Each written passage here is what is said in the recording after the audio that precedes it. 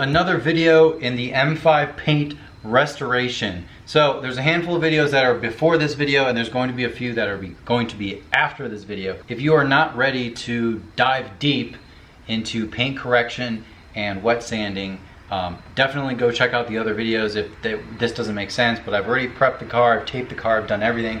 Those will be in the description. So today what we're going to be doing is a test spot, and I'm going to be seeing if a few of these very deep scratches, actually not very deep, they're mildly deep, if they're going to come out. So what I have right now is a medium cutting pad from Rupes, and I also have correcting compound that is from Jescar. This will be applied on my Rupes 75E Mini polisher, and I'm just going to be doing a very focused area, and I want to see if these scratches come out. Anything that doesn't come out, that will tell me if I need to wet sand it, because I do have a backup plan. This is called the iBrid Nano, which is the newest addition to my arsenal. It's a tool you can use for a lot of different applications. Right now it has the wet sanding application pad on there, the little wet sanding disc, and a little battery power, and we'll be good to go. All you have to do is use this with distilled water. It's a little more complicated than that, but that's the application I'll be using if I have to use this. I have a feeling I will probably have to wet sand this scratch, but if it comes out with compounding, then that's great. So let's do this test area and see how it comes out.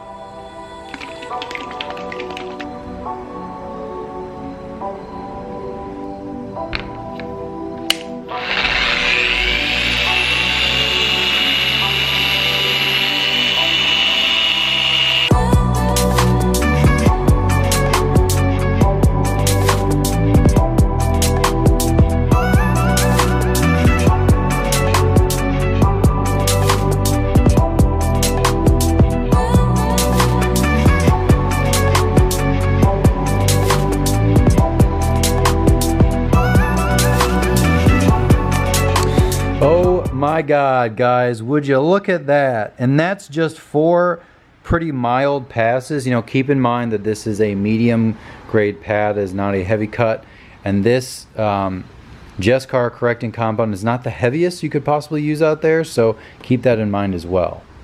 So what I'm noticing is that although this is a massive difference, like it almost looks like a different color, this is gonna be a great 50-50 shot. You know, this scratch is still here. This is the problem child that I was looking at. And obviously if we go over here, you can clearly see that there's a lot, and then there's also something right here. So this correction compound, or I should say this correction combo, is not as optimal as it could be. And I will say, there are still some micro scratches there. So what I'm thinking is doing another few passes, priming the pad. That I sort of did like a one-time prime, use a little more product this time, or just another application should be enough. See, you can still see some, you know, it's nothing like right here. This is a great example, but it needs a little more work, especially for a 2-step. It should be better than this.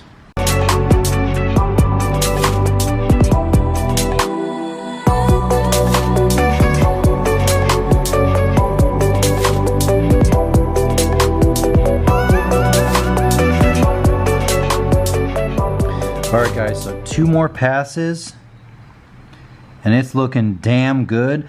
You know, if you want to be very picky, there is one that's a little deeper right there, and of course we've got our little friend, and we do have some close to this edge. So this I'm going to reserve for the iBrid Nano, so I didn't really come that close. And then obviously we come over here, and it's like a whole different ball game. So I think that's going to do it for understanding the correction process of this paint. This is a medium pad. Normally, to be honest, I would like to use, I know a lot of you guys, especially guys that know me, I have these microfiber cutting pads. These less thick ones down here are the cutting pads. However, those are for a machine I don't really like to use. So I'm going to wait for my buddy Sammy is coming. He has a 21 and he has some better pads. So essentially what I'm trying to tell you guys is I'm going to use the medium pads since they work, and then these of course are finishing pads, so that's not going to work either, and then these are cutting pads. So I don't have the right size because I'm dumb. But let's have one more look. Keep in mind it's this very focused area up here I didn't get right here, but down here I did. So damn. So we're gonna have to wet sand. So let's jump into wet sanding. Alright guys, so as you can see, I finally got one of my coolest, newest tools in my hand to take care of our little friend, this scratch that refuses to go away. It doesn't surprise me that it hasn't gone away with compounding at all, but I will say that it is less obvious and it's definitely rounded off, which is what compounding will do to a deeper scratch. It'll make it less obvious to the eyes, because if the edges of the scratch are rounded, it's less obvious when you see it in the light. However, it's still here. So what we're going to be doing is something that I only advise if you are very confident in yourself, you have detailed before, maybe you know people who can give you hints and tips. This is a dedicated wet sanding device right now. So this is 3000 grit sandpaper that is specifically made for this device, for wet sanding this paint, for wet sanding paint. And I also have distilled water in a little spray bottle. What you want to do is actually one of my buddies I know, Troy Sowers, did literally a dedicated video to this with Jason Rose, and he showed you exactly what to do. So a lot of the process I'm going to be using today is from that video. I have to give him a shout out. Thank you so much for producing content like that. It gives me the confidence to do it on my own. For better or for worse, we're going to find out. So what you want to do is, let me get you guys a little closer here. You guys want to see what I'm doing, don't you? Oh yeah, there you go. You can see the scratch. It's right here. This thing right here is a scratch. Take your distilled water, do a spray like that. We will also get a little on the pad here. We are going to be using speed 3, and we are not going to be using any pressure. I'm going to lay the tool down, and then I'm going to simply guide it. And we're going to do 3 passes, back, forward, and then back. We're just going to go to this edge.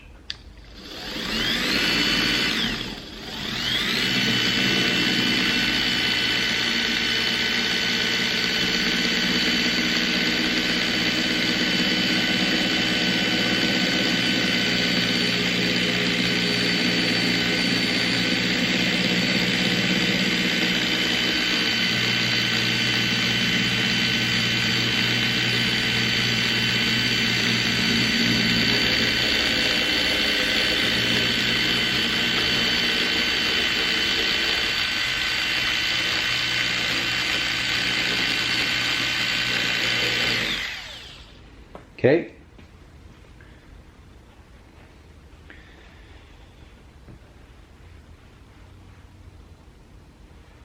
Okay guys, this is completely dry, and I know it looks very, very scary, but this is what wet sanding looks like on paint.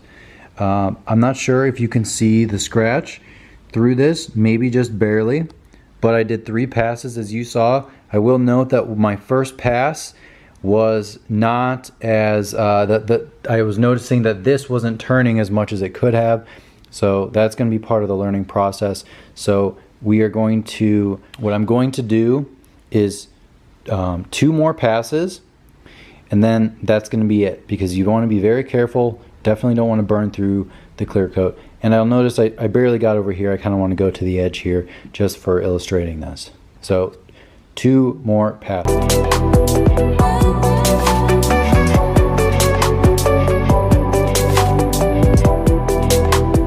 Okay, now we're going to compound this back and finish it off.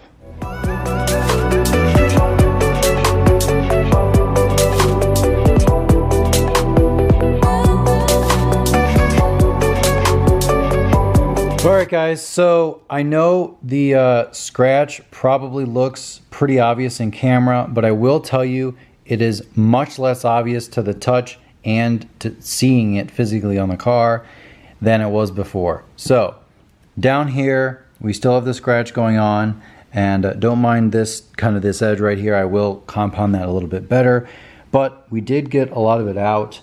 Believe it or not, we did.